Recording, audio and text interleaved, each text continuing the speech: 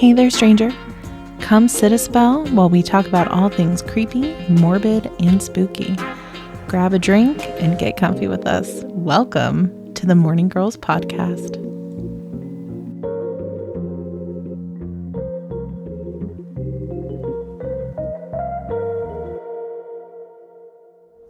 She's solid. She's solid as a rock. I'm Hilary. I'm Natalie. And we're two very tired morning girls. Yes. Yes. Not squirrels today? No. Not squirrels. It's been an okay day. Yeah. It's fine. We're just tired. Yeah, I started a new medication today, candidly, for, they think it's PCOS. It's obviously a hormone imbalance because no matter how I eat, what I do, I just cannot get weight off. I haven't gained anything. I just sent you the summary of a study on TikTok about how, like the DNA of an obese person and obesity cells, when they lose the weight, it doesn't revert back. It still reads as obese.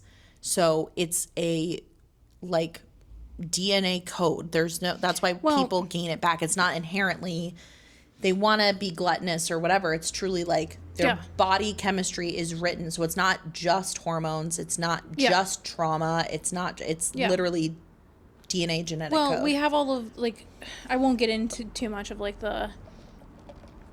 why do all of us have issues with our hormones now? Like, there's obviously got to be something because there's an uptick. Lots of food issues. Yeah. But, you know, people like us who have Celtic backgrounds, that trauma is, like, fucking written into our DNA, too, where our bodies are like, no, we have to hold on to the fat. Yeah. Because what if we can't eat? But that's the wild thing is, like, people who are Celtic who live in Ireland and Scotland, they have different foods. They look very different from us. Like, the build is there. Oh, yeah.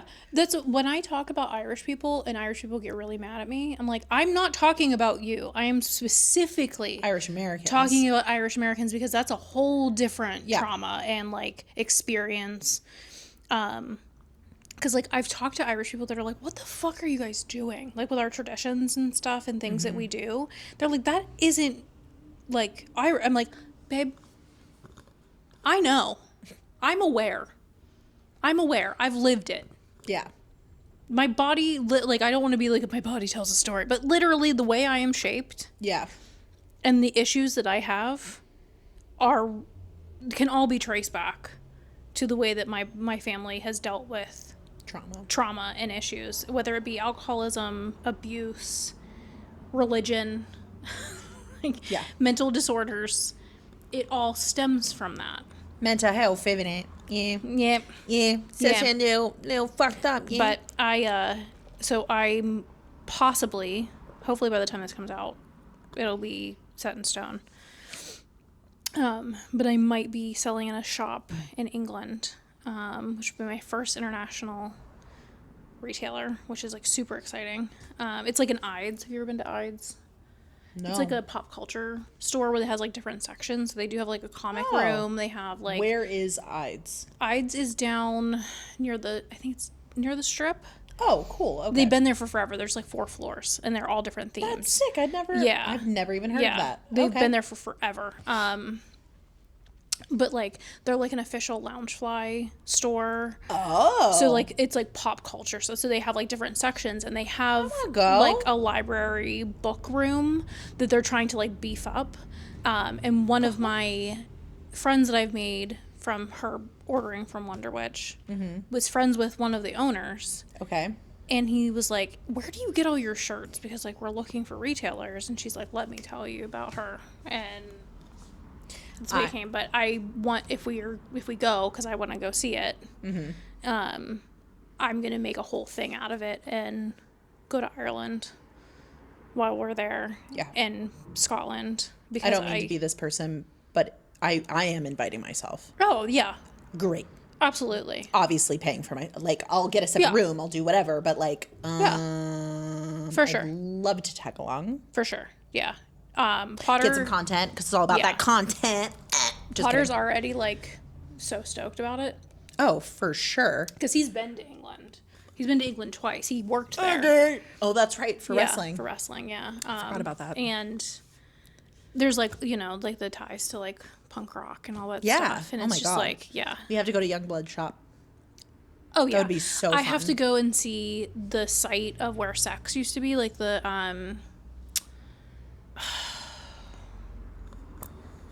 I believe in you. why can I not think of her name? She is one of my biggest inspirations. What? Blondie? What? No, the designer. Oh.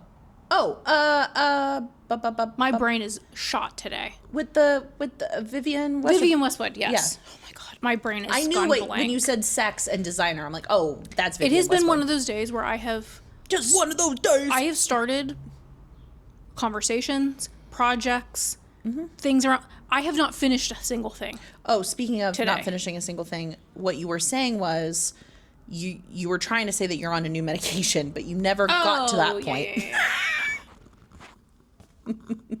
So I'm on a new medication to try to. Yeah, I finally have a doctor who's taking me seriously. Hey, let's go. Yeah, and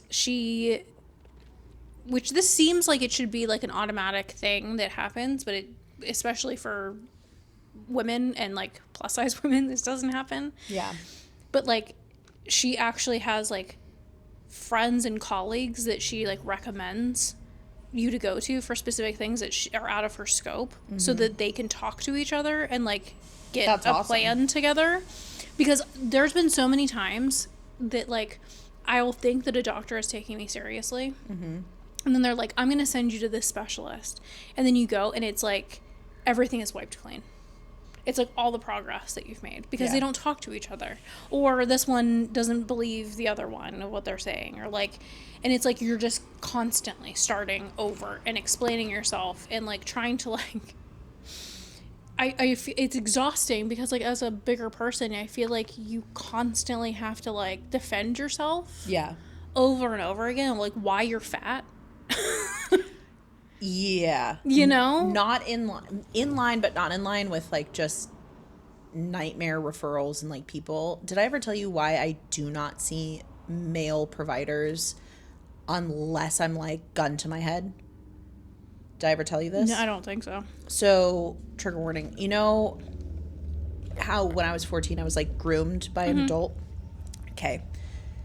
Back in this day, no one saw it as that. Like it was a sex crime. He went to prison, but like on my end, it wasn't, hey, you were abused and manipulated. It was, why did you act out like that? Exactly, yeah. So I started trying to find a therapist to like work through it because again, I was blamed for this and not the adult that I was chatting with should have never been engaging in this kind of behavior. Sure. And there was a male provider and he was very friendly and younger and like very nonchalant, and I was being open and honest with him. And he brought my dad into the room. It wasn't even like I was by myself with this guy and my dad was outside. He brought my dad into the room and said, yeah, you know, there's a lot of behavioral issues, a lot of hypersexuality. I think she should really be monitored. Like blamed me for it. And I was like, first of all, HIPAA, I didn't approve you to talk about any of that. That's crazy. And why is that not a red flag that a 14-year-old is hypersexual? Right. Yeah. No, I just kind of went through this the other day because I made that post about like dear me at this age kind of like slide thing. And like the lockdown that I went to, there's a lot of like guilt and like shame around the way that you've acted and like what you've done to your family, and like there's a lot of like convincing you that you're the problem, and that you should like almost like repent because it's very like religious based. West Virginia. And like in my head, this is so weird, but if you've gone through trauma, you'll get it.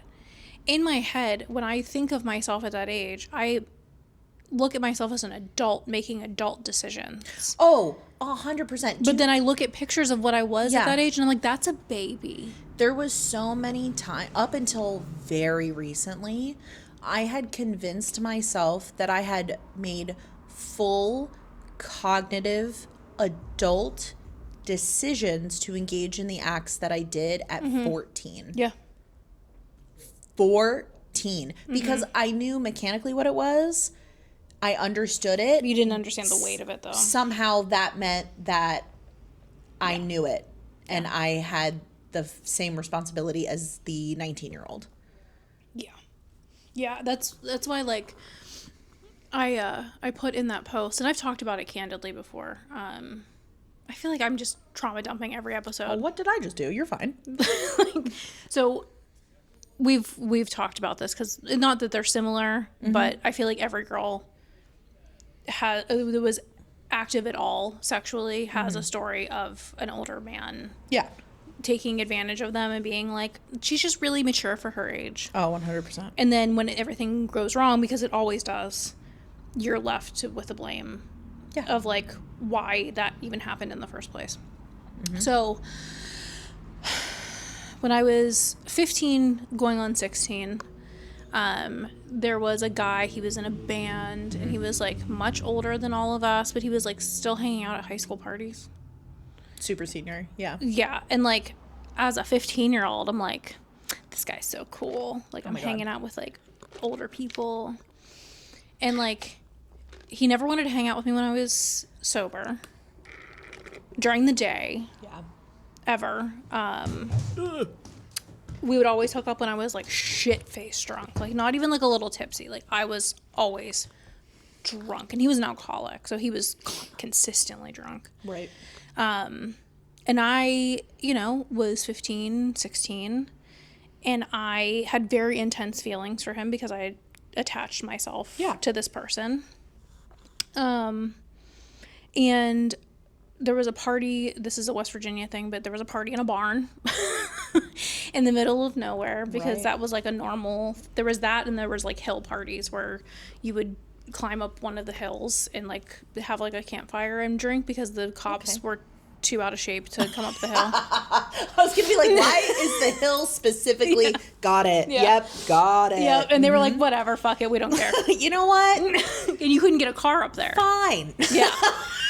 Yeah. So funny. Yeah. So, and a lot of people that we hung out with had family that had land. Sure. And barns. So we would just have parties out there, because, like, no one, you could scream and yell, and, like, we had a whole, like, band set up and stuff in these barns. Like, no one fucking knew, because we were out in the middle of nowhere.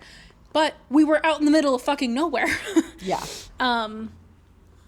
And I think that was probably one of the drunkest I've ever been in my entire life. Like, as a mom now, looking back on it, I'm like, if Lucy even does something a fraction of that dangerous, I am going to lose it. And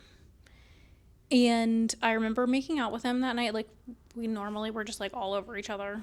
Mm-hmm. I remember blips of time with him. And I remember him, like, trying to put his hands down my pants, and I just, like, wasn't, because I was a virgin, and I was not ready for it. And I was drunk and just kind of, like, confused and whatever. And I don't remember anything happening, but I also don't remember the night. So then the next day, this guy who is, I won't even name him because he doesn't deserve to even be named, who had it out for me for some reason, started this rumor that I was raped at this party. Trigger warning for all of this. That I was raped at this party in front of everyone, and that they taped it. And that when it was done, the guy who I had been hanging out with took a shit on me. Yeah. And now, mind you, I was so drunk that I don't remember how I got back to the main house at this party. Like, I was, like, blacked out. Like, I probably drank an entire fifth by myself. Like, it was rough around that time. Yeah. And he was just feeding into it because he was an abuser. He was an abuser, yeah. So then it became one of these things where, like, I couldn't defend myself because I didn't remember. And I was being gaslit so hard that this had happened and that there was a tape floating around of my attack, that I started to believe that I had had sex with him and that I didn't remember it. And this person who, again, I don't want to say his name because I'm still really good friends with his brother, who is, they're night and day. Yeah. His brother is one of the sweetest people you will ever meet in your entire life. It's like, they're not twins, but it's like the good twin and the bad twin. Sure. And it was one of those things where, like, even later on, like, if I would piss him off, he'd be like, fucking stop or I'm going to show everybody the tape. I will release it. Like, I will show everyone what happened. Mm-hmm. And it was like this constant just, like, gaslighting, because I'm like, I know that that didn't happen. There's not a tape. But in my 16-year-old drug addict, alcoholic head, I'm like, I don't remember half that night. Like, what if something did happen? So I think for a long time, I didn't even know what to call it. Yeah. Because it wasn't rape. Yeah. But it was sexual manipulation. Mm-hmm. You know what I mean? And I feel like it still was sexual assault in a way that was just like, maybe not physical, if that makes any sense. Mm-hmm. Like, it's like you just wanted to embarrass me and you wanted to, like, and then he, like, thought it was, like, the funniest fucking thing in the world. And I'm like, people are saying that you raped me. And took a shit on me. Like, why do you think that's funny? So then he gets up on stage. I've told you this before. He got up on stage at a show. I didn't know about the shit part, but I do know this. Yeah, got up on a because I ended up in the psych ward. Because I was, of this? Or well, it was, like, kind of like the catalyst to my, like, I was already in a rough spot. Yeah. And that just completely, like, set me off the deep end. Because, again, I was a baby. And, like, looking back at this, I'm like, oh, yeah, I was an adult making adult decisions. Like, that was my fault that I ended up in that situation. He got up at a show after me begging him to say something. Because, like, it was just getting to be too much. And he got up on stage and was like, before his set started, and was like, I just want everybody to know I didn't have sex with Natalie. Believe me. Like, I was too gross. Like, I was the one who was embarrassing. I've shown you pictures of him. Yeah. He looked like that. Smelled like shit because he didn't bathe. Because he was too cool and too punk rock for that. He was an alcoholic. He didn't have a job. He didn't have any place to live. But you're embarrassed of me. I know he's still alive, so can we... Yeah. Shove him into... Every once in a while, I check just to see if he's still alive. To see if there's, like, an obituary yet. Yeah. Because I'll be partying. Yeah. The day that happens.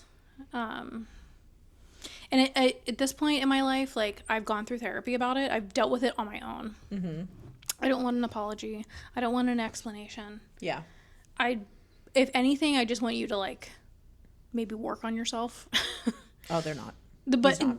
At the very least, that would be the only thing that I don't want an apology. Because what does that do for me?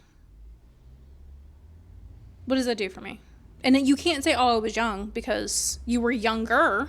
Yeah. But you weren't as young as me. Yep. Did I ever tell you the kind of scary thing that happened with that? The guy who was 19? I don't know. So he went to prison, and he was already, like, he was in jail awaiting trial when I was graduating 8th grade. 8th grade. Let's 14. Let that sink in. I was in 8th grade in a private school. That's a middle schooler. Yeah, I was in middle school. Yeah. The last day of school. Now, he was really, really, don't judge me. It was 2004. He was very, very, twins. He was really, really into Good Charlotte. And Made was their brand. Mm-hmm.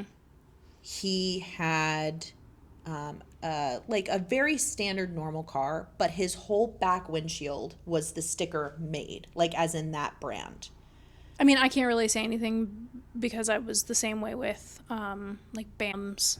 Yeah. Like Oh, brand the and Harder stuff. brand and stuff. Yeah. So was I. I mean, I probably wouldn't put it on the entire back of my car, but he did. Right, but I had like all the hoodies and I wore like the skater shoes and I had no fucking clue how to skate. Wow. Like, but we were also children at that time. Right, he was 19. Anyway. Right. Outside of my school, his car was parked.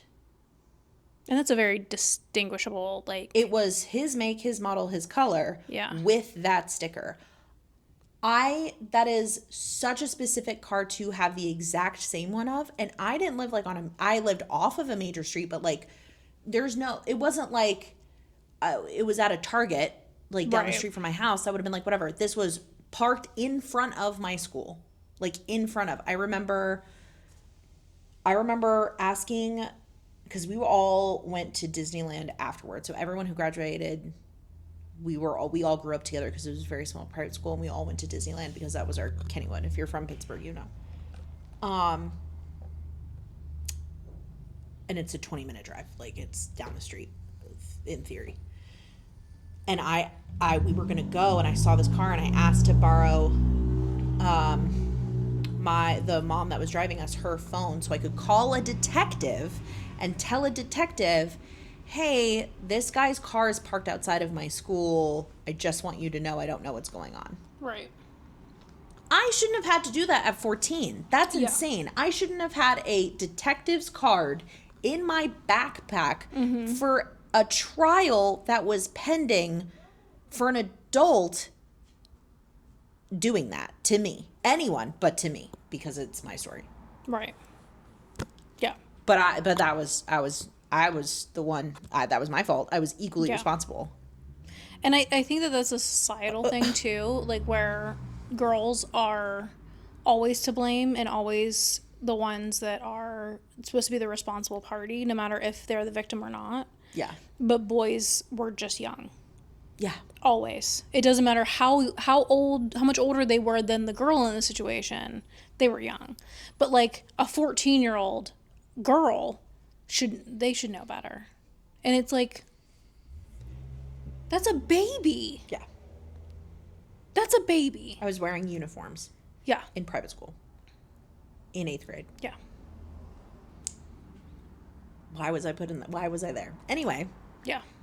What a trauma turn. How fun for you. Well, the night market was a smashing success. Listen.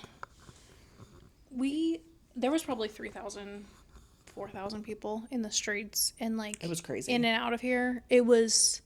So busy. Insane. It was so busy. I went to go to bed and Potter was like, do you remember when we used to do 3-day conventions? And I was like, no, I don't, because I can't imagine doing this again tomorrow.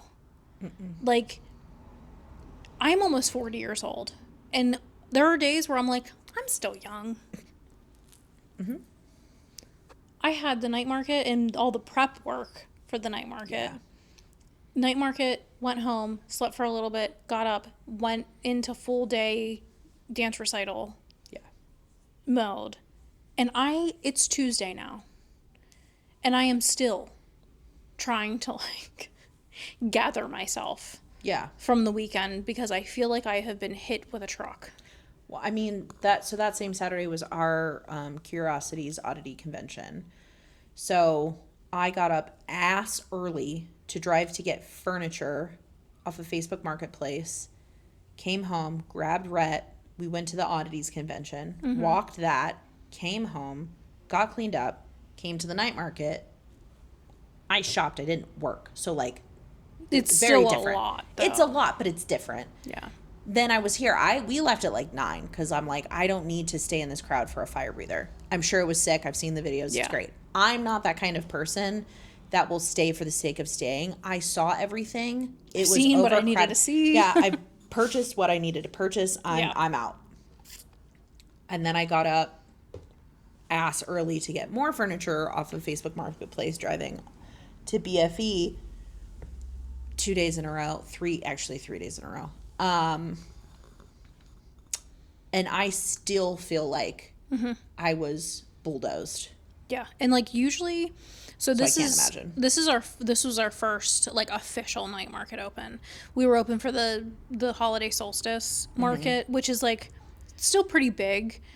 It's gotten way bigger over the last couple of years, but it's nothing compared to the night markets. It's very intimate. And usually like when we're over in the warehouse, by like 10 o'clock, it really like dies down. Yeah. And you're like, you just get your last minute people that, you know, had already done their first loop and they're coming back to like, because people come here to spend money. Yeah. And like at the end, they're just like throwing money at vendors. We were still slammed in here at like 10:45. That's crazy. Like every time I thought it was slowing down, another wave of people would come in. That's fucking wild. Yeah. Yeah. Oh, I mean, it was great. Did great business. It was great, but tired. like Pittsburgh is very like all of the events have to be alcohol based. Yeah. And I'm not saying that I'm completely straight edge and I don't drink. I drink every once in a while. But I don't get like shit faced anymore, and it's very rare that I even drink. It's got to be like for a reason, or like a fun like theme drink somewhere, or like like when we were in New Orleans, we got hurricanes. We got the hurricanes to try them. After Ethel, we got the drinks, but we didn't even finish that serving. Yeah. It's like a run in Rome kind of situation. Yeah. It's, oh, we're going to a nice restaurant, or, oh, it's my birthday. Or, yeah. And it's a drink. Maybe 2. Yeah, it's an experience more than anything.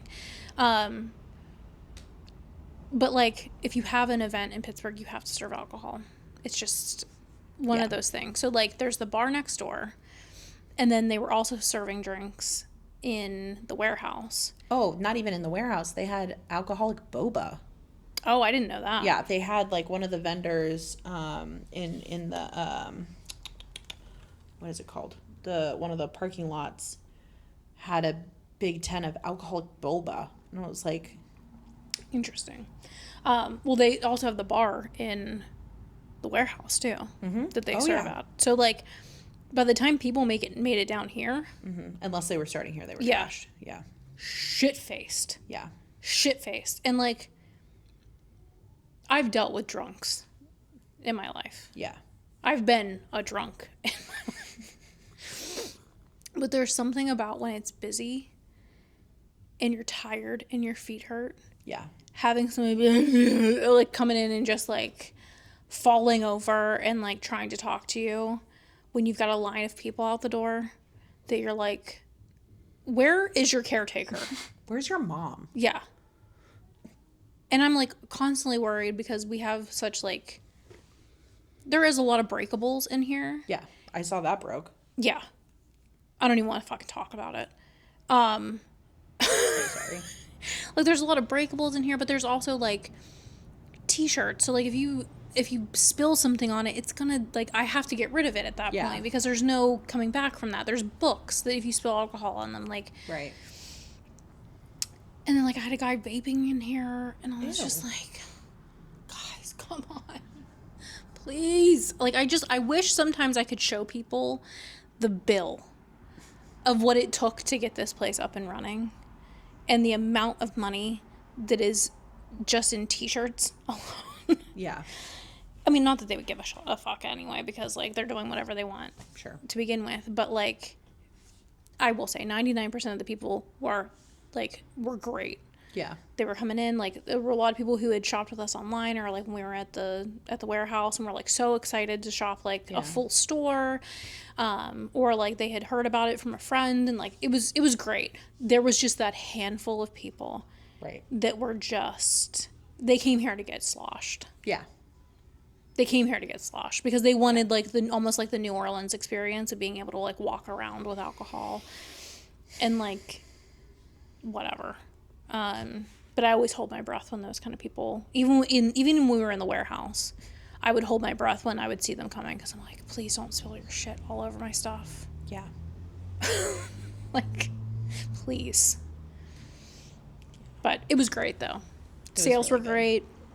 Got a lot of followers on Instagram because of it. And I think it'll be nice too because like you can advertise as much as you want, but having a new audience be placed physically in the store and know where it's at is like you can't pay for that. No. So I think that like that brings a whole nother crowd certainly. over to the neighborhood too. The people that were brought here by other people who normally shop here. So I think it's going to kick off like being busy throughout the summer, hopefully. Oh, for sure. I think so too. Welcome back. We just had some dinner. Not sponsored. No. DoorDash. It was... Yours wasn't good? Oh, man. It was okay. They put a little bit too much dressing on it. Yeah, getting it tossed is always a coin. Because I usually get it at the restaurant with it already on there, and I wasn't thinking that I probably should have gotten it on the side to order it out. But the chicken was good, so at least I got the protein. Okay. And the little oranges. Yes. So, for the sake of our sanity, fatigue, and not overheating the camera, I am going to jump into our topic. Ta-da! So we've talked about this person before. I did get permission to use the information that she shared for this topic. Moaning, this one's for you. She was sitting behind us at the Ethel Keane show, and we exchanged email, or I got her email to send video and record like the pictures to, because her phone was like out of storage, and sent it to her. Super duper sweet. And I like offhandedly mentioned the podcast. I was like, you know, if you have anything, and she is from China, she's here in the US studying. So she sent us a ton of different Chinese cryptids, folklore that I'm going to be covering. Something fun about China too. So what's that? There's a guy who was one of Potter's trainees. He's from China, and his mom is a famous opera singer. Oh, in China. And he goes back like quite regularly. Whether it be like he's had issues with visas where he has to go back for a little bit and then come back, or just to visit. And like, I really feel like as Americans, we're brainwashed into thinking that like China is like this like scary like third world country. Yeah. It's not. It's not. Like, obviously Like, there's at issues like everywhere else.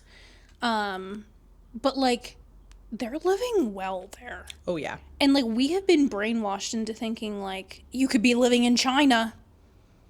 And it's like, I fucking wish. There's definitely parts of China, but like the majority. Yeah. Their economy's good. Their violence rate is like so low. Their homeless rate is abysmal. It's low. And I mean, it's China, so they're making everything there. So their industry is like insane. It's not like how it is here, where like we're having to ship in everything because we don't make anything here. It's true. It is true. It is. And you know what? I noticed that more too. Remember when TikTok shut down and we all went to the Chinese version of TikTok? Yeah, it was called Red something. I can't remember. I was like, this is what China looks like? I felt like an idiot, but at the same time, if you don't know, you don't know. Yeah. You only know what like you've been told. And I've never obviously been there. So I'm like watching all these like vloggers, and it wasn't like seeing something on TV or a documentary or like it was just people living their life. Yeah, and I'm like, wait a minute. Yeah. Like I really like I was like, everything's a lie. Everything is a lie. Yeah. Oh yeah. Yeah. Oh yeah. Yeah. So whenever I hear about China, I'm like, I feel like I'm relearning. Yeah, what it's actually like. I mean, this alone is super cool. I'm going to do my best to learn how to edit so that I can put in the pictures of what I'm talking about. No promises. Is this like Chinese mythology, or is it? So it's so cool. Well, yes and no. So there's 3 sections of this. The first part is Chinese Cryptids. Yeah. So it's from a book called the Classic of Mountains and Seas is what it's translated as. This is in Chinese. Except, oh really? We're not gonna say it out loud. Shanghai Jing. Shanghai Jing. Okay. I know that there's 4 different inflections for each fucking sound. If I just said something degrading, we're so sorry. I'm really sorry. Okay. So this book is translated as the Classic of Mountains and Seas, or Classic of Mountains and Rivers, and is one of ancient China's strangest and richest texts. And it looks like this. Ooh, fun. Again, I'm going to try to put it up. No promises. I feel like with my I'm editing. probably just going to go shopping after this and get every book that... Hell yeah, brother. Yeah. It's all in Chinese. I'm sure there's a translated I think Moning version. translated this for me so I could read it. Yeah. Okay. I mean, there probably is, but Yeah. this is from her. Yeah. It describes mountains, rivers, seas, distant lands, gods, spirits, strange peoples, plants, minerals, medicines, omens, and fantastic animals. Part geography, part mythology, part bestiary, part ritual catalog, and part imagined world map. An ancient Chinese catalog of the world as myth, geography, omen, ritual, and monster lore all at once. It is not cryptozoology in the modern sense. It is closer to mythic encyclopedia. It tells you where a mountain is, what river flows from it, what god or beast lives there, what sacrifice might be appropriate, and what strange effects a plant, mineral, or creature may have. Interesting. Creatures from this book are Chinese mythological beasts. Some can be presented as Chinese cryptid-like creatures in modern monster folklore contexts. And it breaks them all down. It has these pictures of them. It has a guy who looks like he's got he's half balding and it's half man, half fish. Love. But he has the toilet seat kind of situation with his hair. It's wild. There's so many animals and stuff on here. Listen, I'm on the flip side of this. I'm researching Dutch folklore right now. That's a fucking ride, man. I can't wait to hear about it. It's a fucking You better ride. do an episode about it. Yeah, but that just the pictures that you just showed me. Yeah. It's a lot of this kind of animal mixed with this kind of animal to make this cryptid. That's fun. Kind of thing, part human, part whatever, the top half is human and the bottom half is an animal. Yeah. Kind of thing. It's the same type of illustrations. But I love the ancient Chinese illustrations and Japanese illustrations on the rice paper, with the kanji. Yeah. Love those. So the first example is the nine-tailed fox, which I know of. I can't remember. There was a show that had that. Wait, was it was it Lovecraft Country that had the nine-tailed fox story in it? I've never seen it. It's very good. Very good. But this is... It's not about... Nine-tailed fox. Oh, well, I wanted it in Chinese. She said idiot. 九尾狐. Zhou Hu. Is Okay. Lovecraft... Is that about Lovecraft? No. Okay, thank God. No. I fucking hate him. I wouldn't recommend it if it was. You know me. I'm not judging Still you. same OG. But I've been saying. low-key.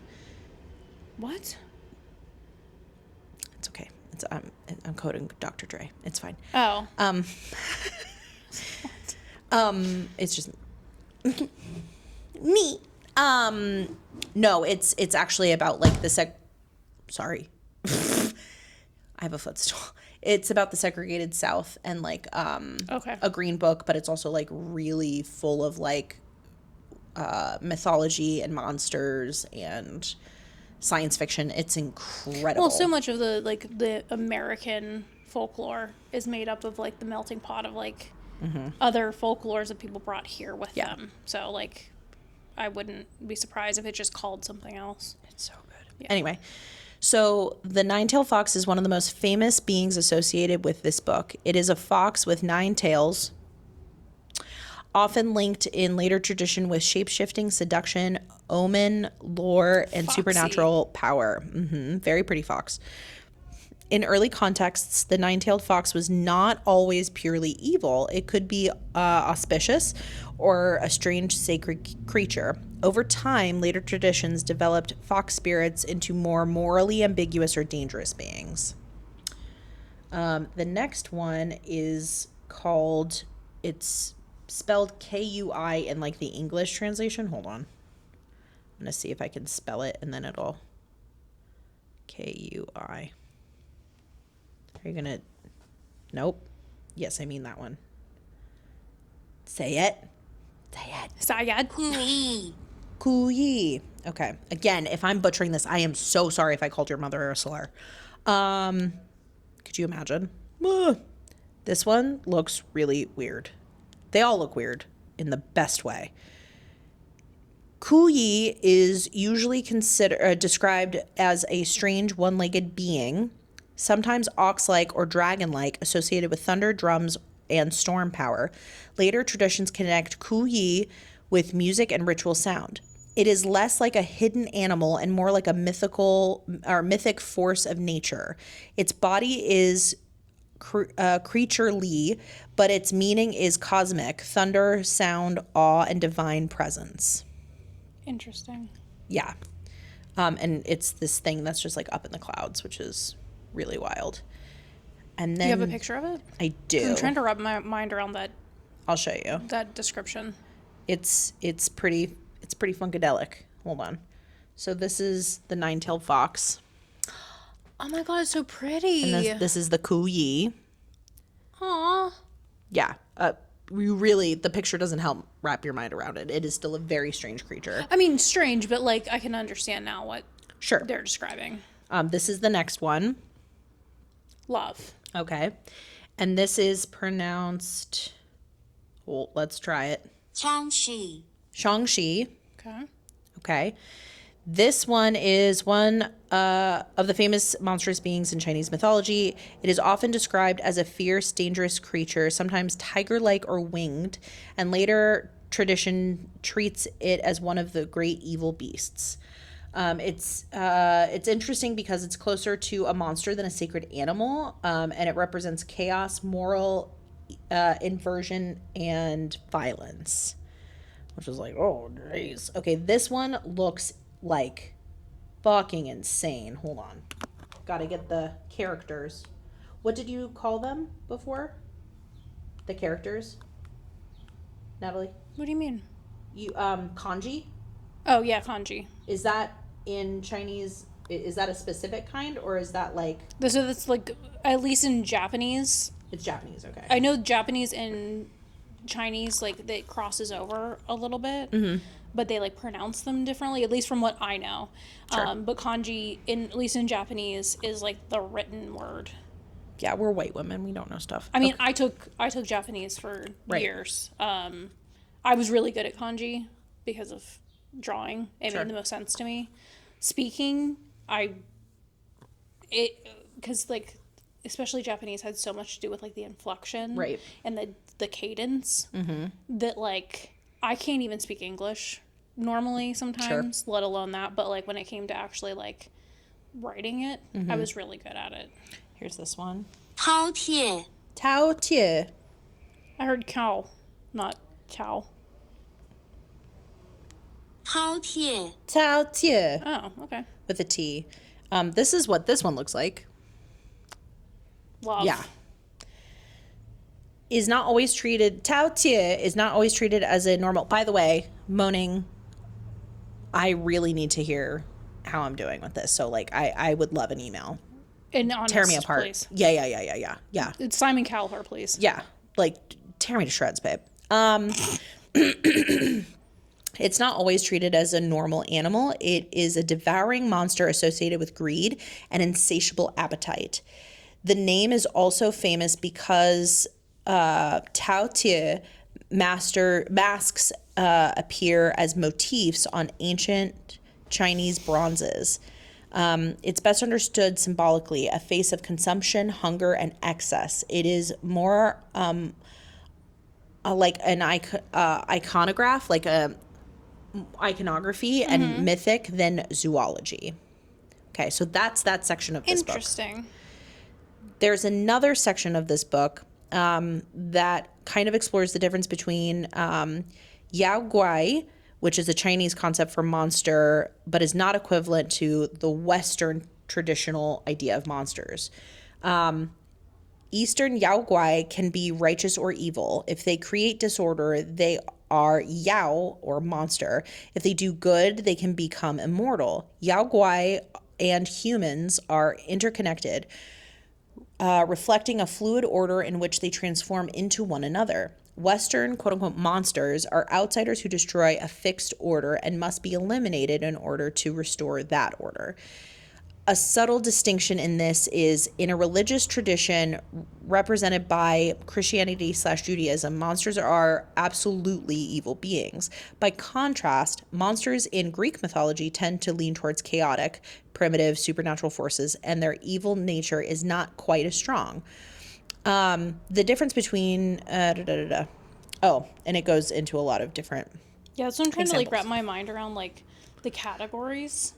Like as someone who obviously has like, I don't want to say studied Greek mythology, but like pretty in depth, like the categories make sense to me that way. I'm trying to understand. This is the more How detailed they, like, version yeah. might help. Okay. So the worldview of Western mythology emphasizes a kind of order and system. For example, in Greek mythology, the order of Mount Olympus is, you know, such and such. The order of Mount Olympus in Greek mythology is definite. There are 12 chief gods, and each god presides over a particular function. Heroes are often demigods born from Zeus and different women. They must undergo trials in order to obtain divine status, and on the path to becoming divine, they must eliminate monsters. Within the Western mythological system, these monsters are specific others. The purpose of their existence is to be eliminated by heroes. Contemporary myths, such as like the Marvel Universe, work in a similar way. First, they tell you there is a stable world line. It's because then, it's based off of Norse mythology. right. A lot of Marvel. Yeah. Mm-hmm. Then the stable order of this world line is disrupted, so heroes must appear to destroy the villains and restore order. The structure still uses the ancient narrative pattern from Greek mythology and Norse. Again, Western, right? Yeah, so like the monsters only exist to make the hero a hero. Correct. Yeah. But in the worldview of Eastern mythology, Yao Guai, or strange beings, are not absolute others. Humans and Yao Guai are not in simple binary opposition. Eastern Yao Guai are not necessarily objects that must be destroyed. Instead, they can be a kind of usable resource. For example, in the book Classic of Mountains and Seas, is full of records about which various things from different places are good as natural resources. So from the perspective of this mythological universe, order is not fixed, but in a fluid state, and humans and all beings in the world are interconnected. Okay, so it's like more nuanced than Yeah. Greek mythology of like the black and white good and evil. It's Correct. like there has to be some good to have Yes. evil, and there has to be evil to be good, but none is definite Right. on either side. Right. Okay. So it just represents like the human condition, Yeah. pretty much. Which is, I think, kind of beautiful because it doesn't like position It's not them. so binary. It's Yeah. not so black and white. Yeah. And they can transform into one another. For example, if people have obsessive attachments, they may become ghosts, but they can also become immortal by doing good deeds and accumulative virtue. If animals do evil, they become Yao Guai. If they bring blessings to people, they become deities who are worshipped. So it's each individual person being responsible for their own fate and transitioning from Yao That's really Guai cool. into like a divine. Because like in Christian mythology, we're taught that like your path, you have no control over it. Right. It's already set in stone, yada, yada, yada. But you're still punished for the things that are already set in stone. But I like that because it's like you're in control of Right. your own destiny, and what you do and how you treat others has an effect, has like a ripple effect Yeah, on other people. absolutely. Yeah. Looking at the differences between Yao Guai and monsters from this angle, you can see different characteristics of Eastern and Western cultures. Western culture establishes order by excluding the alien or other, while Eastern culture, with an attitude of inclusiveness, allows everyone to find their own place in the world. You still need evil. You still need good. You need that balance. Yeah. And it's not inherently always evil either. Like... Right, because there's a gray area in just existing. I think there's both in everybody, but, like, you need one to have the other. Yeah. The next part of this is the myth of Fuxi and Nuwa. In ancient Chinese legend, Fuxi and Nuwa were the ancestors of humankind and creators of all things. During the Han Dynasty, which was from 206 BCE to 220 CE, images of Fuxi and Nuwa were carved into many tomb chambers and ancestral shrines throughout the Central Plains.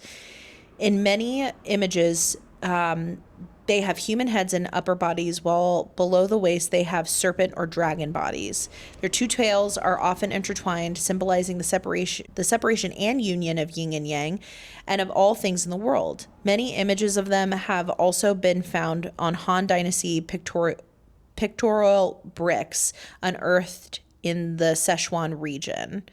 And then it's these pictures, I'll show you, and I'm going to read the main texts with them. Oh, that's so cool. In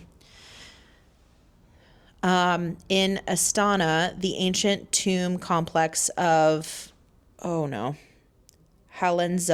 and Baodam, I'm so sorry, 73 relatively complete silk paintings of them have been unearthed. They date back to late northern and southern dynasty periods through the Sui and Tang.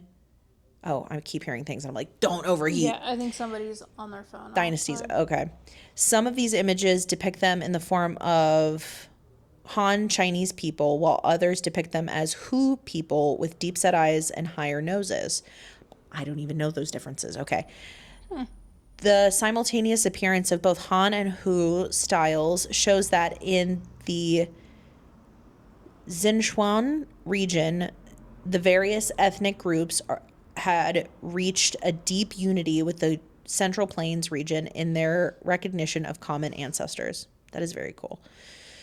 It's so crazy though, like when you like look at different mythologies, how they all kind of like, even though they're different and they have different belief systems, they kind of like follow the same structure.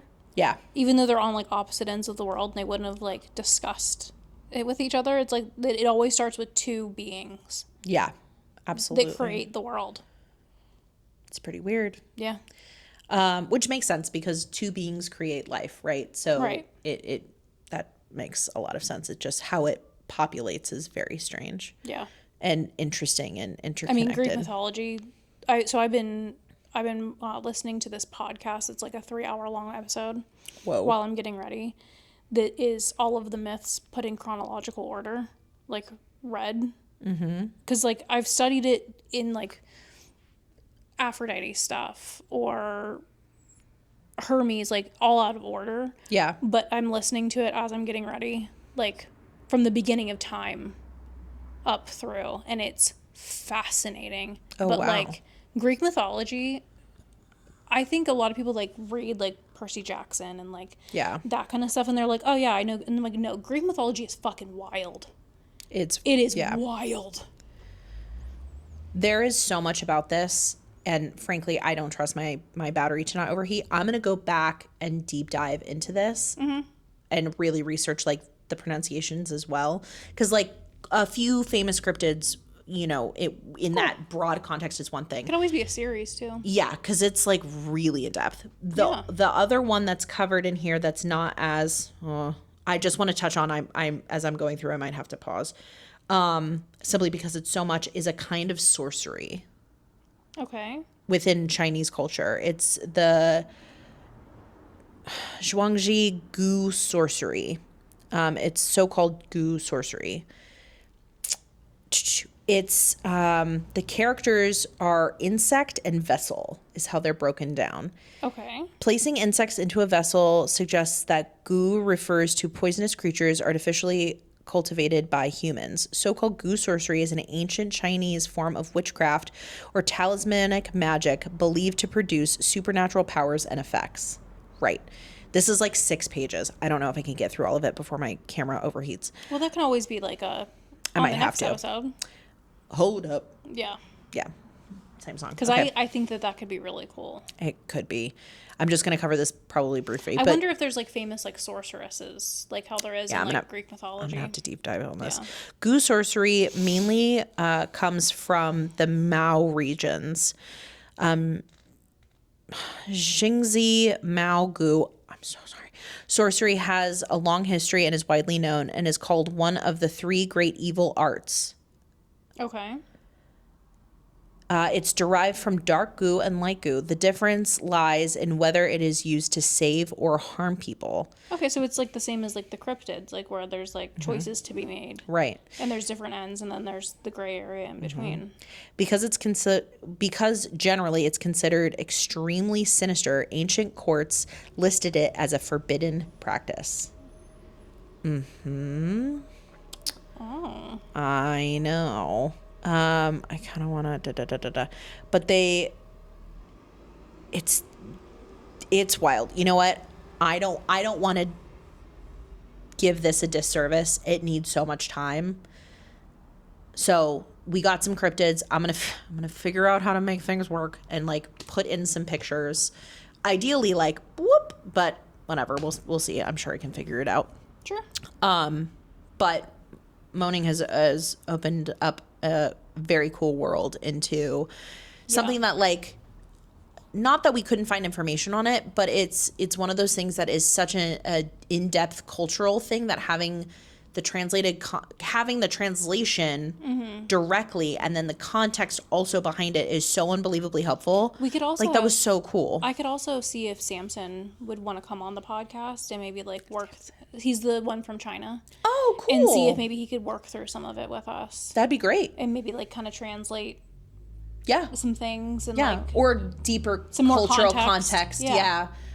Just to and better like how, understand. Like how they like honor these like beings. Yeah. Or like. I would love that. You know, I'll see if he wants to, because he loves all that kind of stuff. Yeah, they're big into mythology. Love. He and his boyfriend, they're both. I love that. Yeah. We have a 3rd microphone. Yeah, they're great. They come in here all the time. Love. But yeah, I'm sure he would. He's probably a wealth of knowledge when it comes to. I have no doubt. That kind of stuff. Well, thank you for being with us on this ride. And this trauma dump that I promise next time we won't be dumping some kind of like. Sorry, I can't promise that. I'm going to try my hardest. I promise you that I'm going to try not to dump any trauma on you. But I've opened up this Pandora's box of remembering. Yeah. And from here until then, we don't know. Who knows what's going to come up? But this is the June episode, so stay tuned for July 15th is when our next vlog is coming out. So catch it. And if you want a little bonus, I have a get ready with me behind the scenes, getting ready for that vlog episode. If you wanted to jump in on that, that's actually going to be posted the day after this comes out on July 1st. Start a Patreon.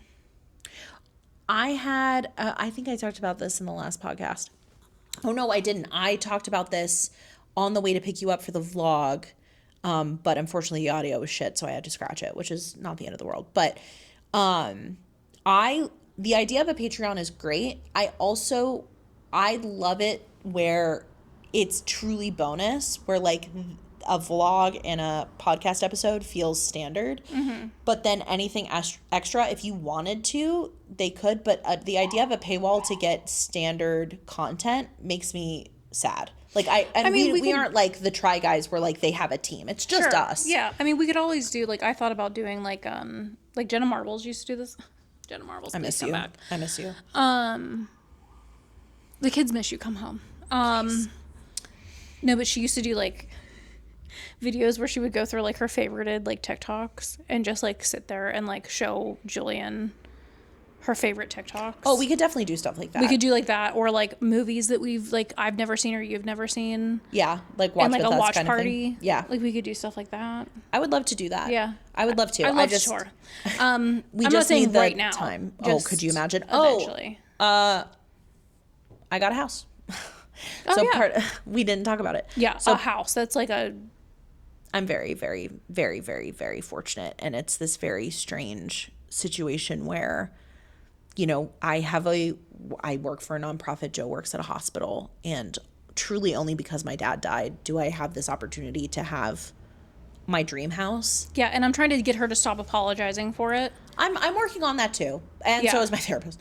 But it feels like I have to explain it because I feel like the people who see it are going to be like, "Dang, I didn't know you got it like that," and I do, but I don't. Like, I'm not pulling in checks to make that work. My dad fucking died, and I sold his house. Like, but what we talked about. Would you rather nickel and dime that money away on smaller things that aren't as sustainable and like as much of an impact on your children's lives, so that maybe people don't notice as much? Yeah. Or would you rather put that money into something that is, as someone, this is going to be another trauma dump, as someone who doesn't have a home to go home to, the idea of having a home like that that can grow with your family and like can be stable, like when your kids go off to college and they come home, and like as they get older, and having like sleepovers and like having kids over and having like a giant kitchen where they can all hang out. Like, who fucking cares what anybody else thinks? I'm working on it. I promise. I know. It has to feel weird, but at the same time, you can't worry about what other people are thinking. It'd be different if you were like, hey, I'm going to go buy a fucking private jet and just waste all this money on cocaine.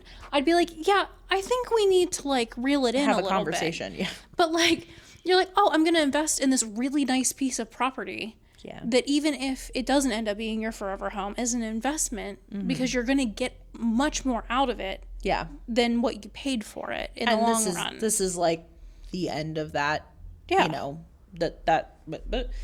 and it's almost like, I mean, that's a little scary because there's nothing much liquid, I guess, after it. But at the same time, it's like, it's stable though. It's stable. And then it's like, it's done. We have it. It's solid. And Joe is so sweet because it's in a very good school district in our area.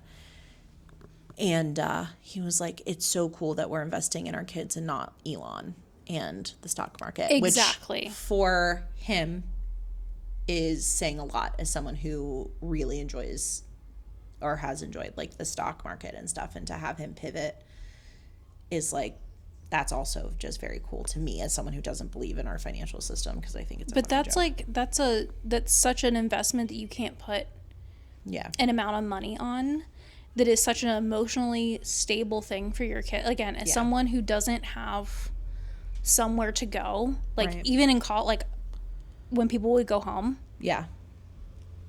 I went to my grandma's house because that was the closest thing that I had to a home, which I'm so thankful for. But like, I don't have a childhood home other than my grandparents' house to go home to. I wasn't invited to come home, even when my parents had, like, I have a childhood home. I inherit it when everybody dies. But I've never been invited to a dinner, to spend holiday, like nothing. So to them, it's going to seem like it's normal, which is the most beautiful thing that you could do for them, that they don't even question. Like, that's not even something that they even think about. Because it's just normal. And it's not the size of the house. It's not the amount of money that you put into it. It's the fact that they're going to be able to feel that you're comfortable. And that you guys aren't stressing. So if anyone has anything to say, send them my way. I'll snatch your wig. Lucy. Lucy told somebody that she was going to snatch their wig the other day. I'm like, am I raising RuPaul? What is happening? A drag queen. A drag queen. Well, anyway. Thanks. Okay, bye. Bye. Jessica.